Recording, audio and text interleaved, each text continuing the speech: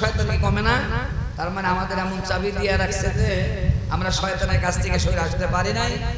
হ্যাঁ, অতএব এমন শয়তান হয়ে গেছি আমরা নিজেরাই শয়তানের দায়িত্ব পালন করতেছি। আল্লাহ আমাদের সেদিক থেকে হেফাজত করুক, সবাই বলি আমিন। তো সম্মানিত উপস্থিতি, আমি যেটা বলতেছিলাম, তাহলে লাইলাতুল কদর নামক যে রাত্রিটা, এই রাত্রিটা আমরা চাই। কি বলেন?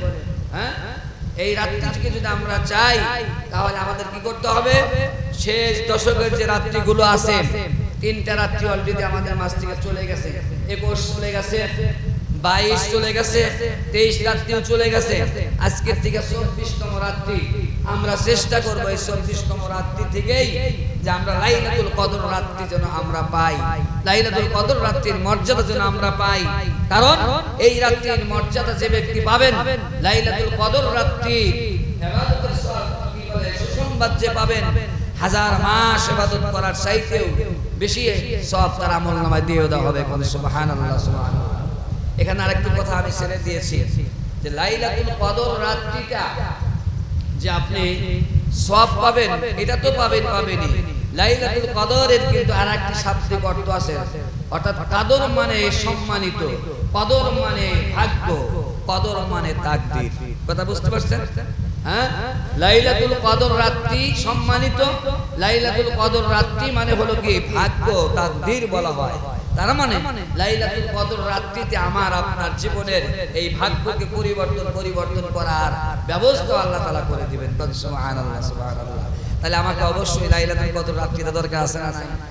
হ্যাঁ, আমার ভাগ্য রজনী যদি হয় লাইলাতুল কদর রাত্রি, সেই রাত্রিকে উদযাপন আমরা করব। তবে এই রাত্রির ব্যাপারে আল্লাহ রাসূল সাল্লাল্লাহু আলাইহি ওয়াসাল্লাম হাদিস শরীফের ভিতরে কি বলছেন দেখেন। আল্লাহ নবী বলেন, মান হুরিমাহা ফাকাদ হুরিমাল খায়রা কুল্লাহা ওয়ালা ইহরামু খায়রাহা ইল্লা ওয়ালা ইহরামু খায়রাহা কুল্লু মাহরুম। আও কামা ক্বালা আলাইহিস সালাতু ওয়াস সালাম। আল্লাহর নবী বলেন, লাইলাতুল কদর রাত্রি যে ব্যক্তি কি করলো? ছেড়ে দিল। লাইলাতুল কদর রাত্রি যার জীবন থেকে চলে গেল, লাইলাতুল কদর রাত্রি রমজানের শেষ দশক রাত্রি পার হয়ে গেল, কিন্তু লাইলাতুল কদর রাত্রি সে পাইল না।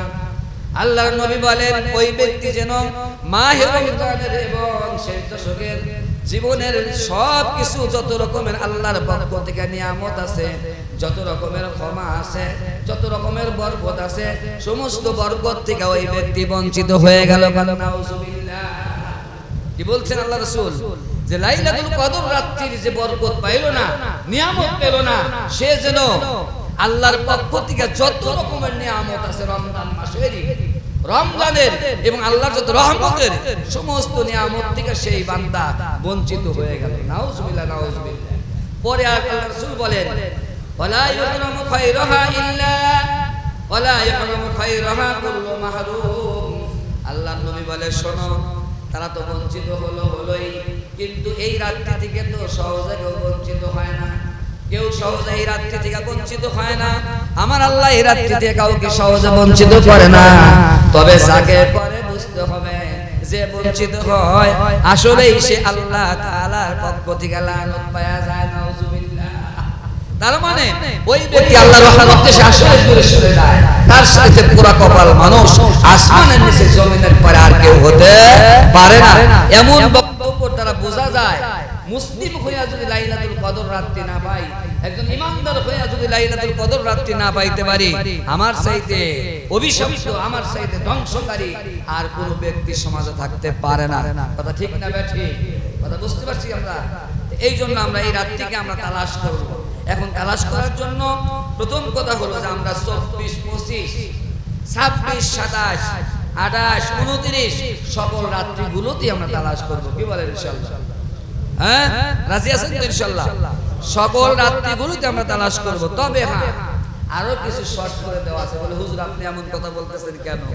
আমি আপনাদেরকে উদাহরণ ছাড়া কথা বলি না। তো বললাম 3 ঘন্টার ব্যবধানে যদি রাত্রি কম বেশি করে ফেলি, কি বলেন? আমাদের রাত্রি সন্ধ্যা ইফতার করি 6টা কত? 10-এ ধরলাম। হ্যাঁ, 6টা 10-এ ইফতার করি আর সাহারি শেষ করি কয়টায়? 4:55 এখন মনে হয়, তাই না? তাহলে 6টার থেকে 4টা পর্যন্ত কয় ঘন্টা? কথা কয় না? প্রায় 12 ঘন্টা নাকি বেশি? 11 ঘন্টা এরকম। দেখো তো এখনো তো রাত্রি বড়, তার মানে 12 ঘন্টা। কয় ঘন্টা? 12টা ঘন্টা হলো কিন্তু কদর রাত্রির অংশ। কয় ঘন্টা? বরং কোরআনে বলা আছে ওইটা না, লাইলাতুল কদরি খায়রুম মিন আলফি শাহর তানাজ্জালুল মালাইকাতু ওয়ার রূহু ফিহা বিইذনি রাব্বিহিম মিন কুল্লি আমরিন সালাম সালামুন হিয়া হাত্তা মাতলাইল ফাস। তার মানে ফজর পর্যন্ত। কোন পর্যন্ত? ফজর পর্যন্ত। লাইলাতুল কদর রাত্রির সূর্য ডোবার পর থেকে শুরু করে আল্লাহ তাআলা ফজর পর্যন্ত অগণিত ফেরেশতা, আল্লাহর রহমতের ফেরেশতা আমাদের জন্য পাঠিয়ে দিয়ে বলতে থাকে, কে আসো অভাবগ্রস্ত, কে আসো গুনাহগার, কে আসো বিপদগ্রস্ত, কে আসো অসুস্থ, কে কি চাও, আজকে আমি আল্লাহর পক্ষ থেকে তোমাদেরকে দেওয়া হবে। সুবহানাল্লাহ। সর্বশেষ যে জিনিসটা সেটা হলো কি, ইন্নাকা আফুউন তুহিব্বুল আফওয়া ফাফু আন্নি। সর্বশেষ কথা হলো যে লাইলাতুল কদরের উদ্দেশ্য হলো আল্লাহ পাক ডাকতে বলেন নবীর মাধ্যমে হাদিসে কুদসি যে তোমার জীবনের সব গুনাহ মাফ করে জান্নাতের ব্যবস্থা করে দেওয়া হবে। সুবহানাল্লাহ। সব কিছু পাইছি কিন্তু জান্নাত পাই নাই। লাভ আছে? কি বলেন? কিচ্ছু পাই নাই, আল্লাহর ক্ষমা পেয়েছি। আগে আলোচনা করছি, এর চাইতে বড় পাওনা আর কিছু হতে পারে না। তাহলে এই রাত্রিগুলোকে আল্লাহ তাআলা আমাকে কি দিবেন? ক্ষমা দিয়ে দিবেন। এইজন্য আমাকে লাইলাতুল কদর রাত্রিতে আমাকে কি করতে হবে? তালাশ করতে হবে। লাইলাতুল কদর রাত্রি আমাকে ধরতে হবে, যেহেতু সকল কিছু কি করা হবে আমাদের জন্য বরাদ্দ করা হবে লাইলাতুল কদর রাত্রিতে। তো আমি যেটা বলতেছিলাম 12 ঘন্টা, আর আমাদের হচ্ছে সৌদি আরবের সাথে আমাদের সম্পর্ক 3 ঘন্টা কিন্তু দূরত্ব। কয় ঘন্টা? 3 ঘন্টার জন্য একদিন শেষ হয়ে গেল, অথচ আমাদের রাত্রিটা হলো কয় ঘন্টা? 12টা ঘন্টা। তার মানে বোঝা গেল যে আমি ওই 23 রাত্রের ভরসা আমরা করবো না, তবে হাদিস অনুযায়ী করবো, এটাও ঠিক। কিন্তু আল্লাহ রাসূল কিন্তু 23 রাত্রের ভরসা করেন না। এখানে কি বুঝতে হবে এই কথাটা? আল্লাহ রাসূল কি করছেন যে আমি 24 রাত্রে ইবাদত করব না? হ্যাঁ, হাদিস শরীফ আসছে 24 রাত্রে আল্লাহ রাসূল বলছেন এই রাতে কদর হতে পারে।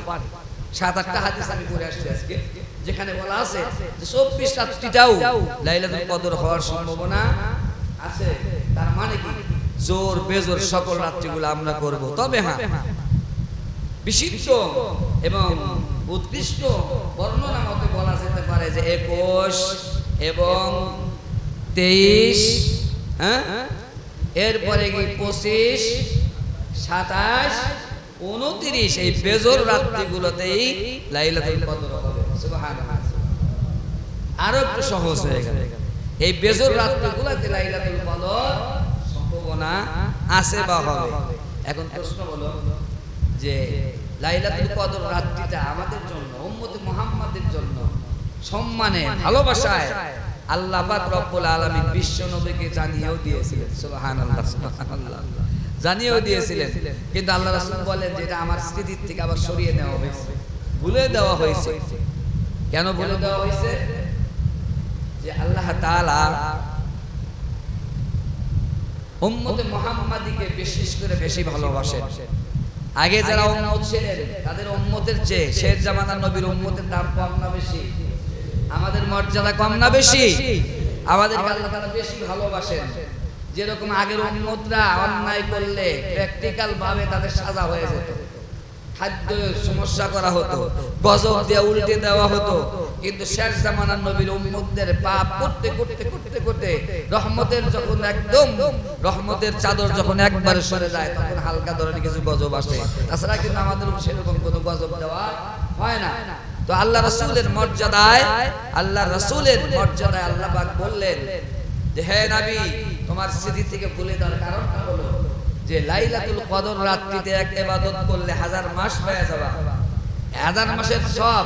কিন্তু লাইলাতুল কদর রাত্রি নির্দিষ্ট হলো, এই নির্দিষ্ট একটা রাত্রি ইবাদত হতো। আর নির্দিষ্ট না থাকার কারণে শেষ দশকের রাত্রিগুলো যদি কেউ ইবাদত করে, আমি আল্লাহ তাআলা তাকে